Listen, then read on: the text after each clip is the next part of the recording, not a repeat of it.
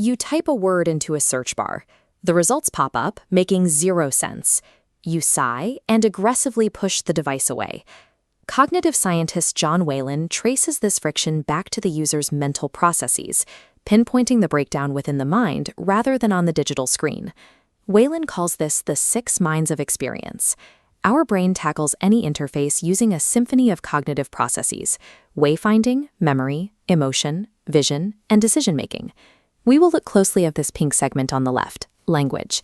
To fix a broken product, designers must map out these invisible cognitive inputs, starting with the exact, specific words people choose to type. Product creators often fall into a trap. They assume the vocabulary used in their office carries the same meaning for the person at home. Heavy technical jargon alienates casual users, while overly simplistic terms can erode the trust of a seasoned professional. Words serve as pointers, directing the brain toward complex, invisible mental representations unique to each user. Building an effective product requires designers to act as linguistic detectives, decoding the intent behind the vocabulary. Researchers use contextual interviews to capture the raw data of human behavior.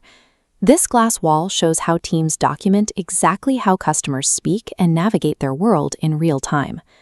Teams take this chaotic data and sort it into the 6 minds framework, specifically isolating observations related to vocabulary. The patterns are immediate.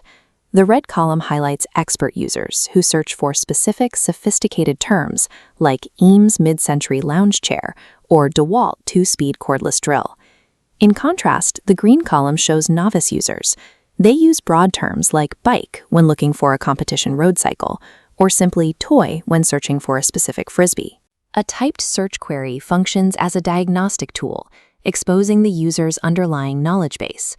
Tracking vocabulary also uncovers the deeply personal associations users attach to common words. This semantic map visualizes how a single word branches out into wildly different meanings depending on the individual's perspective. To one demographic, luxury triggers thoughts of a trip with family. On a different branch, it implies high-end car brands like Mercedes or Audi. Because words possess these splintered, subjective definitions, a product built solely around a dictionary definition will likely fail to connect. Mastering a user's language requires mapping these emotional associations rather than just recording a search history. This research forces a shift in perspective. Successful teams move past age and zip codes, instead categorizing their audience by cognitive models and linguistic sophistication.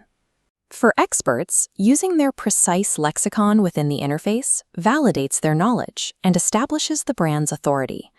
For novices, designers must build forgiving navigation systems that guide broad searches towards specific results without highlighting the user's lack of expertise.